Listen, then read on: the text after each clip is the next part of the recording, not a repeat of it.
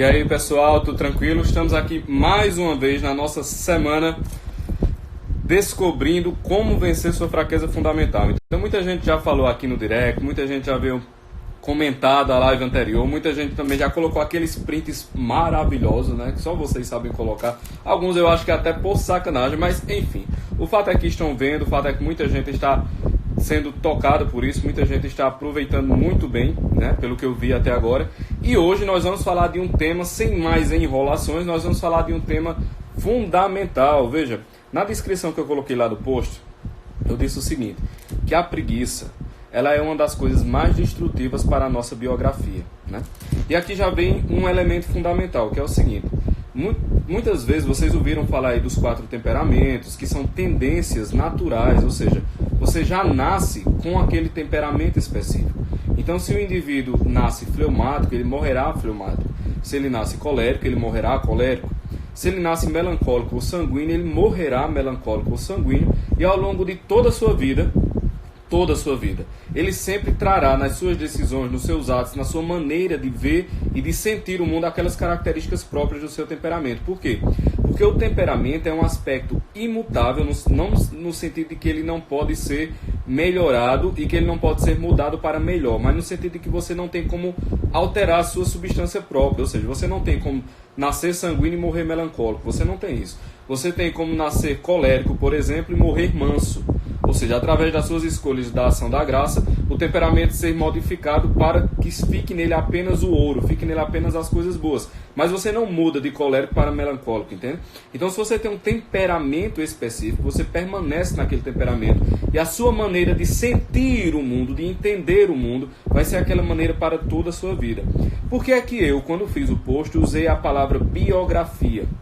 Porque, veja, a biografia, ela inclui não apenas o aspecto temperamental, ou seja, aquilo que já nos é dado, aquilo que nós nascemos com ele, mas ele inclui também todas as escolhas que nós fazemos, inclui toda a circunstância que nós vivemos, inclui a maneira como a gente se porta diante das circunstâncias que nos são colocadas ao longo da vida. Então, você tem um temperamento, mas o seu temperamento não define necessariamente a sua biografia, porque a biografia ela é um elemento de escolha. Existe um elemento forte de escolha, existe um elemento forte de liberdade, existe um elemento forte de amor ou ódio à verdade. Isso aqui é importante a gente sempre lembrar, né? Porque muitas vezes nós temos a ideia assim de que eu tenho uma certa rejeição a alguma coisa, ou assim, uma pessoa que é mentirosa, ela só conta uma mentirinha, uma pessoa que é glutona, ela só gosta de comer tais coisas, sei lá, enfim, uma pessoa que é irada é porque ela é um pouquinho explosiva, mas não é, no fundo mesmo, existe uma espécie de ódio existencial à excelência, de ódio existencial ao bem. Então, a maneira como a gente vai se portar diante dessas falhas fundamentais do nosso caráter, diante dessas falhas fundamentais da nossa estrutura mesmo, porque todo mundo é falho e nós sabemos disso, né? Isso é um princípio básico. Então, diante dessas lacunas humanas, a maneira como a gente vai se comportar, ela define mais a nossa biografia do que aqueles elementos que a gente trouxe, de tal modo que você dizer assim, eu fico muito estourado e tudo, eu falo mesmo que vem na cabeça porque eu sou muito colérico. Não, meu filho, não tem nada a ver uma coisa com a outra. Veja, se a gente for agir apenas por aquilo que é sensorial, nós estamos lascados, meu querido. Porque muitas vezes as coisas mais importantes da nossa vida, elas serão movidas por aquilo que não é sensorial. Elas serão movidas por aquilo que não é de maneira alguma tocada na pele, mas sim na mente, no coração, ou seja, aquelas coisas que são verdadeiras, que são superiores. Isso que moverá de fato as circunstâncias concretas, ou seja, aquelas coisas mais importantes serão movidas por algo que não está diretamente ligado ao corpo, mas está ligado à vontade, está ligado a você amar uma determinada verdade, você buscar aquela verdade. Então, por exemplo, já foi desligado, Lisandra. É porque aqui você sabe, né? É o vento da inspiração que está soprando. Mas vamos pegar o exemplo clássico que se dá na questão da maternidade, né? Uma mãe que está lá às 2 horas da manhã, está lá vendo seu filho chorar, ela se levanta e vai por quê? Porque ela tem um amor que ultrapassa as fronteiras físicas, ultrapassa as barreiras físicas. Você está aqui estudando algo, você precisa para uma prova, para um concurso, para algo que você quer aprender, algo que você quer saber. Então, na medida em que você faz isso, aquilo, você está cansado, sua coluna está doendo, você não aguenta mais estar sentado, seus olhos estão ardendo, mas por que você faz? Porque para além do corpo, para além das sensações, existe uma verdade, existe o seu amor àquela verdade, e é aquilo que você busca. Ou seja, existem coisas mais importantes do que a sua satisfação pessoal naquele momento. Então, na verdade, a nossa biografia, ela tem que ser construída não em cima daquilo que nós sentimos sensorialmente e temos como agradável, mas em cima daquilo que é verdadeiro. Então, esse é o primeiro ponto, né? A preguiça ela está ligada muito mais a um elemento de vontade do que a um elemento corpóreo. No sentido de que, eu sou inevitavelmente preguiçoso. Não, isso é palhaçada. Isso simplesmente não existe. É óbvio que há inclinações que lhe tornam mais propensos à apatia. Por exemplo, as pessoas fleumáticas elas são um pouco mais propensas à apatia, né? Mas a preguiça ela se manifesta em todos os outros temperamentos. Então, a primeira coisa, não é uma questão sensorial. É uma questão de escolha. É a maneira como eu escolho agir diante daquilo que eu estou sentindo no momento. Esse é um primeiro ponto. O segundo ponto, com relação à preguiça, é que é o seguinte: geralmente a gente entende preguiça como uma certa letargia apenas. Por exemplo, o que é a preguiça? O cara está lá e você tem que estar aqui, estudando. Né? Alguém falou aqui dos livros. Eu tenho que ler essa prateleira de livros. Mas eu estou lá, rapaz, assistindo um filminho, uma delícia, pipoquinha, tal, aquela coisa toda. Eu prefiro ficar sentado na cadeira a fazer aquilo que vai me causar um certo desconforto. Então, geralmente, a preguiça está ligada a isso, né? A preguiça está ligada a você ficar lá na redinha, sombra e água fresca, aguinha de coco, sem você ter muito esforço nas coisas. Mas veja, essa é uma visão caricata da preguiça, porque, de certa forma, quando você faz isso, você liga a preguiça a um determinado bem. Porque, veja, estar de verdade na praia, com os pés enterrados na areia, tomando uma cervejinha, comendo camarão, é um bem, certo? Estar deitado, com o ar-condicionado ligado, coberto, um filmezinho, uma pipoca e água de lado, é um bem. Não é isso? Quando você liga a preguiça a esse tipo de coisa, você caricatura ela como se fosse um descanso. Como se a preguiça fosse um apego ao descanso, mas não é isso. E é essa mudança caricatural que torna a preguiça algo tão perigoso. Por quê? Porque a preguiça é algo destrutivo. A preguiça não é um mero amor ao descanso. A preguiça é um ódio ao bem. A preguiça é um ódio à excelência. Isso é a preguiça. Ou seja, é uma tristeza. Por isso que o nome, né, que foi traduzido como preguiça é assídia. Ou seja, é uma tristeza ácida, é uma tristeza corrosiva. E o que é que a tristeza corrosiva da assídia faz? Que é a nossa preguiça. Ela simplesmente corrói a vida da pessoa. E aqui eu não estou usando palavras bonitas, força de expressão. Não é isso, pô. É um dado da realidade. É um dado da realidade. Porque, veja, as coisas mais importantes que nós devemos fazer, via de regra, elas nos exigirão algum esforço. Por quê? Porque o bem, ele não está brotado. As coisas não brotam boas, as coisas são construídas boas. Ou seja, existe o bem, existe o ideal, mas ele tem que ser alcançado.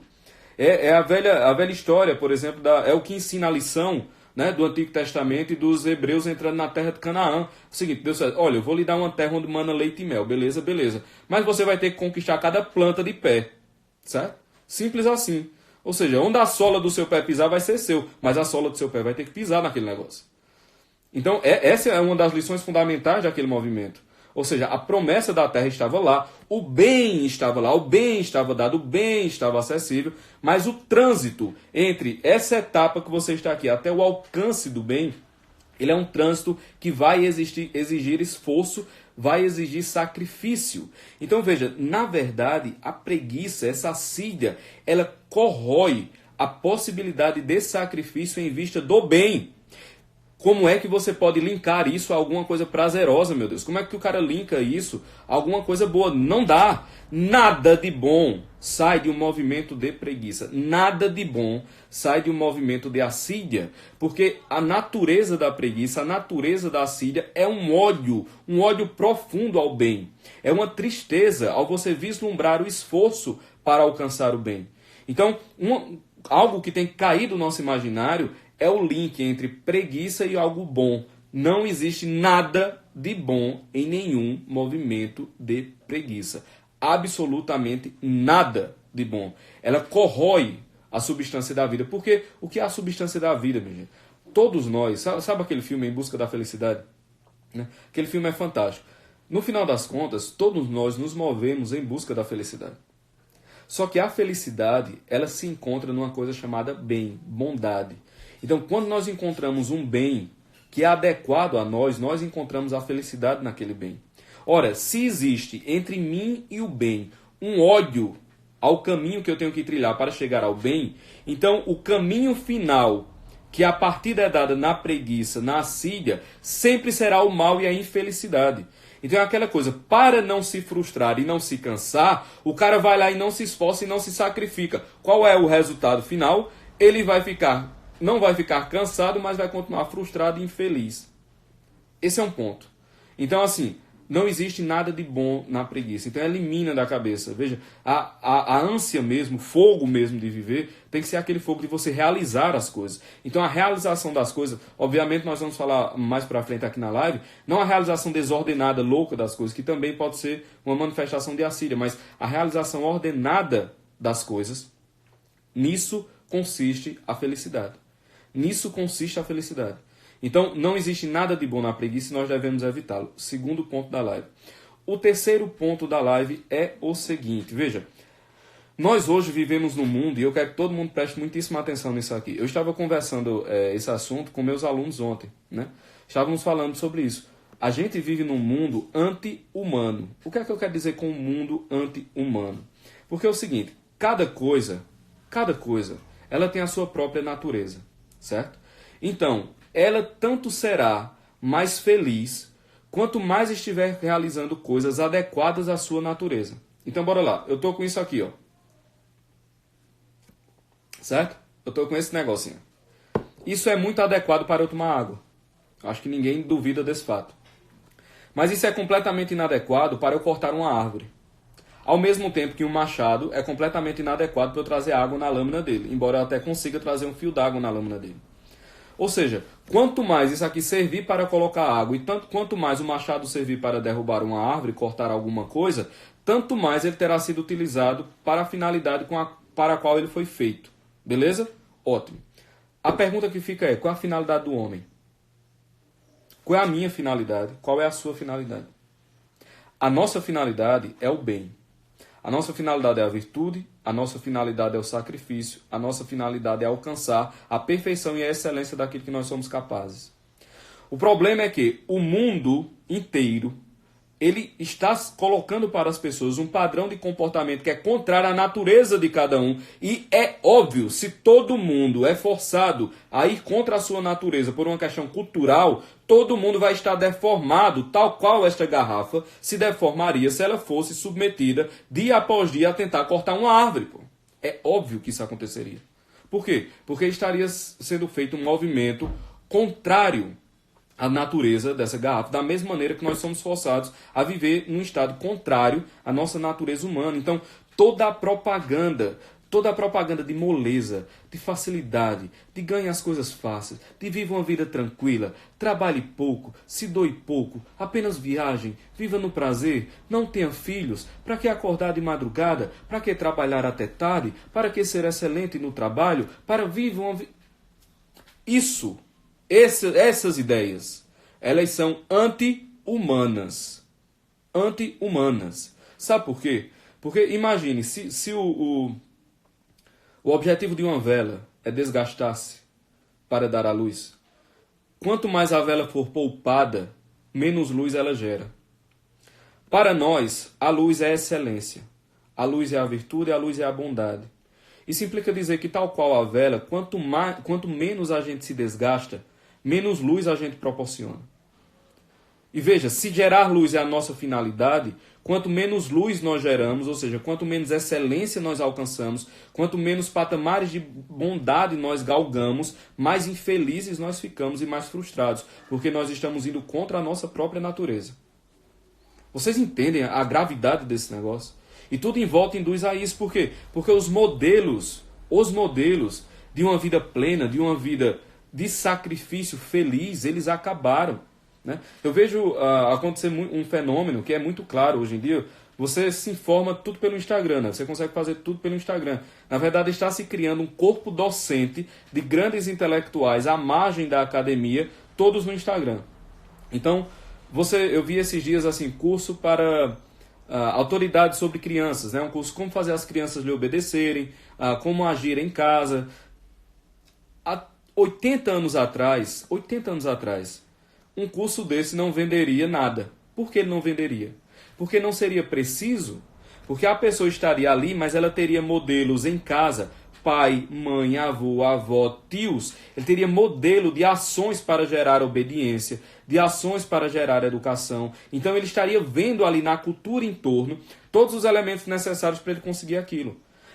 Como a cultura em torno atual ela perdeu esses elementos, ou seja, as pessoas já não têm mais elementos em que se espelhar, pessoas próximas, atitudes próximas em que se espelhar, então, obviamente, elas estão percebendo essa lacuna em si, estão procurando suprir essa lacuna com esses cursos, que é ótimo. Veja, eu estou falando aqui com um elogio, é ótimo isso acontecer. Mas isso acontece exatamente porque houve um movimento de destruição cultural anterior. Você já assistiu aquele filme Wall-E, que é do robozinho, que ele se apaixona por uma robozinha de uma geração mais avançada e ele é um robozinho de uma geração mais antiga. E aí ele vai para a nave e é um movimento, e é uma coisa interessante, né? Que o Wall-E mostra, que é o seguinte: a humanidade, o planeta Terra fica inabitável, e aí a humanidade inteira se muda para uma nave e fica morando nessa nave, certo? E aí, como lá tem robôs para fazer tudo por você, o que acontece é que a cada geração as pessoas vão ficando mais gordas, vão se exercitando menos e elas vão ficando incapazes de andar. E aí chega no momento do filme em que a pessoa tem que tomar uma atitude para agir e ela não consegue mais agir porque a parte física dela não permite, né? E até a própria personalidade fica mais laxativa, fica mais mole, né? Fica mais geleica, por assim dizer. Então, isso acontece por quê? Porque a pessoa não foi submetida a um certo sacrifício. E aqui nós vemos um outro ponto também. Como a preguiça, no fim, ele gera essa tristeza, o que vai acontecer com o indivíduo preguiçoso, com o indivíduo assidioso, é que ele vai projetar essa tristeza, essa culpa para fora. Esse é um movimento próprio da preguiça. É a projeção para fora. Por quê? Porque, veja, se algo lhe aconteceu e só você foi o culpado, cara, para reconhecer isso é pau. É pau, entende? O cara tem que ter uma dose de humildade. Você tem que ter um senso de realidade. Você tem que aceitar a censura. Você tem que aceitar a zombaria. Você tem que aceitar que as pessoas olhem e saibam quem você é, o que você fez de errado. Assim, isso é pesado pra gente. Pô. Isso é muito pesado. Ninguém aqui vem dizer, isso é tranquilo, eu sou um santinho. Não. Eu estou falando com quem? Padre Pio? Pô? Estou falando com Nossa Senhora? Claro que não. Pessoas comuns. Isso é difícil. Isso é difícil para todo mundo. Entende? Então, assim, o movimento vai ser de projeção. Imediatamente. Então, a culpa vai ser do outro. A culpa vai ser da circunstância. A culpa vai ser de todo mundo. Menos da sua letargia. Menos da nossa preguiça. Menos da nossa assídia. Menos do nosso abraçar o sacrifício. E aqui nós também chegamos em outro ponto, que é o seguinte: o indivíduo preguiçoso, quando eu digo indivíduo, eu não estou me colocando assim, vocês, assim, quando eu e você somos preguiçosos, na verdade nós estamos agindo com profundo egoísmo. O preguiçoso, ele é sempre um egoísta, porque se ele tiver que escolher entre o próprio prazer sensorial, da letargia, do prazer de ficar tranquilo, de não ser incomodado, de ficar na sua tranquilinho, e o sacrifício, ele sempre vai escolher o próprio prazer. A questão é, você não pode contar com essa pessoa. Porque no dia em que, para que ela lhe ajude, ela precisa atropelar o próprio prazer, você vai ficar na mão. Porque o cara não vai sair, ele não vai vender o prazer dele, ele não vai vender aquela letargia dele, ele não vai vender aquela coisinha tranquilinha que ele vive, para se sacrificar. Por quê? Porque, como eu disse, na natureza da assídia, na natureza da preguiça, existe um ódio ao bem, um ódio à excelência.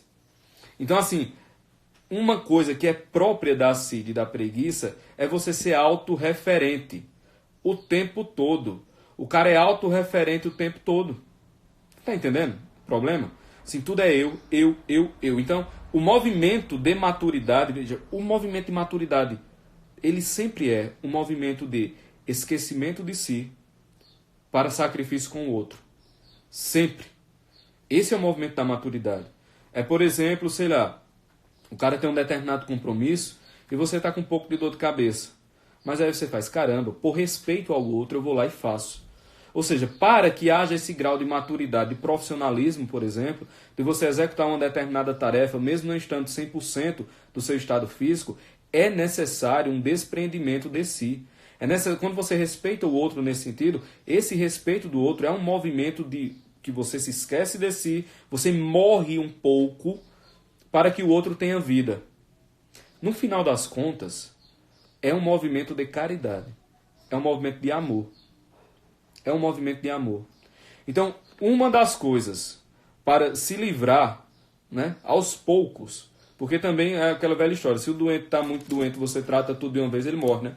Para você se livrar aos poucos da assídia, para a gente ir lutando contra a assídia e contra a preguiça. Eu tô usando assídia e preguiça, embora não sejam exatamente sinônimos, mas para linkar as duas coisas, certo? Para a gente ter sempre em mente que um movimento de preguiça é um movimento que tem por base a assídia, que é essa tristeza ácida e fria com relação à excelência, certo? Porque a assídia também se manifesta na atividade, né? Enquanto a preguiça a gente tem bem a ideia da letargia. Mas eu vou ficar usando essas duas palavras, certo? Pois bem, então para que a gente se livre disso, um dos pontos que a gente tem que ter em mente é que o seguinte, como o mal não tem substância, a gente vence o mal com algo com substância. E o amor é o ser. Se o amor é o ser, o amor é o que tem substância. Então, por exemplo, se eu estou aqui, ó, bora lá, eu tenho que... vamos usar os livros que vocês estão vendo aqui atrás, certo? Esse livro dá um trabalho da gota para limpar. Vocês não têm ideia, né? Trabalho danado. Então, eu vou ter que limpar esses livros. Veja, para que isso alcance um grau de excelência, eu tenho que empenhar nisso um esquecimento de mim e um amor ao resultado. Um amor à perfeição, um amor ao bem, um amor ao que está mais sublime, mais elevado, ainda que para isso eu me canse. Então, um dos exercícios muitíssimo razoáveis para que a gente consiga aos poucos vencendo é uma frase que tem que tem que ficar na nossa cabeça, gravada assim a ferro, sabe? Você pega o cérebro, um ferro em brasa e grava assim como quem marca gado. Pronto. Qual é isso? Qual é esse pensamento? É o seguinte: toda a perfeição consiste em acabar. Eu vou ter que lavar essa louça. Aí o cara tá na metade da louça, aí vai varrer a casa. Aí tá na metade da casa, aí você vai limpar os móveis. Aí tá na metade do móvel, aí você vai ler Camões. Aí tá na metade do soneto, o cara vai ligar para alguém para resolver um problema que faz 5 meses que tá sem resolver e até agora também não teve grandes distúrbios. Toda a perfeição consiste em acabar. Esse tem que ser um exercício que nós temos que fazer sempre. O cara vai treinar. A minha série de treinos são 10 repetições, são 12 repetições. Eu vou fazer de tudo, de absolutamente tudo, para que eu consiga executar aquelas 10, aquelas 12 repetições. Eu quero nadar 500 metros, eu vou fazer de tudo para nadar esses 500 metros, ainda que eu demore um pouco, ainda que eu me canse um pouco mais. Ou seja, toda perfeição consiste em acabar. E aqui, como toda perfeição consiste em acabar, importa também ter a humildade de não se pôr metas muitíssimo elevadas, mais elevadas do que aquilo que você pode executar no instante. Então, toda perfeição insiste em acabar. Aí o cara pega aqui, ó, a ilustre casa de Ramírez. Vou acabar hoje. Meu filho, deixe de leseira. Você não vai acabar hoje. Primeiro porque isso não é um livro para ser lido dessa maneira. Isso é um livro para ser lido com cuidado. Isso é um livro para ser saboreado. Então, assim, eu vou ler 10 páginas hoje. Eu vou ler 15 páginas hoje, eu vou ler 20 páginas hoje, né? Aquela frase atribuída a São Francisco: comece fazendo aquilo que é possível e dentro em breve você estará fazendo aquilo que é impossível. Então, vai fazendo-se a cada dia outra coisa. A perfeição consiste em acabar. Então, outra coisa, tem esse livreto aqui, ó, eu sempre indico esse livro, A Preguiça, de Francisco Faús. Tem uma frase aqui na Preguiça que eu acho fantástica. E aqui a gente já pode terminar, porque a live já... Tonho, a live já está em quanto tempo? Para quem chegou hoje, eu tenho aqui um cameraman, o melhor câmera do Brasil, tirando o maestro Moisés lá do Instituto. Acho que vai 25, né? Vai em 25 minutos, né? Então ainda dá tempo. Olha só. Tem uma definição aqui nesse livro que é o seguinte: A assídia pode ser tratada como uma negligência na prática de começar o bem. Então veja, quando a gente fala começar o bem, nós estamos falando de um ato de vontade. Então nós temos que treinar a nossa vontade. De que maneira? Uma coisa muito boa para treinar a vontade é o seguinte, é a gente botar também na cabeça, quem adia, recusa. Quem adia, recusa. Certo? Adiar é recusar. Salvo em situações específicas, salvo em situações em que a prudência o exige, salvo em situações em que a bondade o exige, em que a justiça exige, em que a temperança existe. Ou seja, salvo uma situação em que aquele adiamento é um adiamento virtuoso, que são poucas, todos os demais adiamentos são recusas ao bem. Então quem adia, recusa. Eu tenho que assistir esse filme, vou assistir o final de semana. Não, você vai assistir hoje, né? Hoje você tem castigo, você dá um tempo para assistir hoje. Eu tenho que ler essas 10 páginas. Não, você lê essas 10 páginas hoje. Encontra-se um tempo. Encontra-se um momento. Quem adia, recusa. Quer dizer, isso, veja, tudo isso que nós falamos aqui é algo que em 2020 tem que estar na nossa cabeça para que seja varrido do dia a dia. Entende? Porque se nós formos olhar, sabe daquelas coisas que nós nos queixamos, quantas delas foram causadas por nossa negligência na prática em começar o bem? Daquelas coisas que mais nos angustiam hoje, que mais nos trazem infelicidade hoje, que mais trazem infelicidade a nós e aos nossos. Quais dessas coisas tiveram sua raiz mesmo? O núcleo delas foi exatamente na nossa negligência na prática de começar o bem, que nada mais é do que a assídia.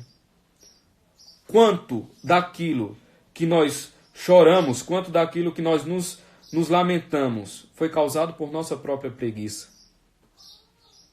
Bem, essa é uma reflexão que é para ficar. E dessa reflexão nós temos que tirar uma série de comportamentos para que em 2020 a gente tenha assim, vamos escolher isso daqui.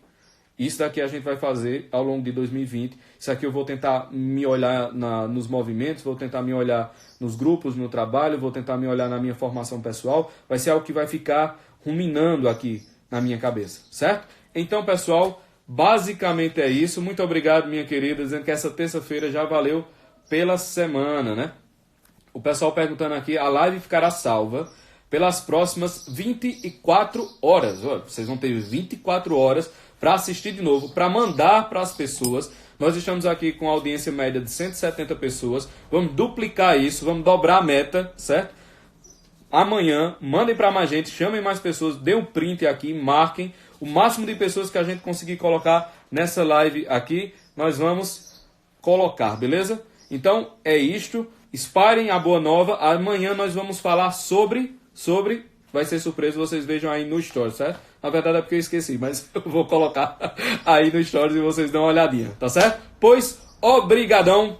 Até a próxima. Não esqueçam, deem um print aqui, tá certo? Deem um print bacana. Me marquem, mandem para mais pessoas e amanhã vamos dobrar esse número. Valeu!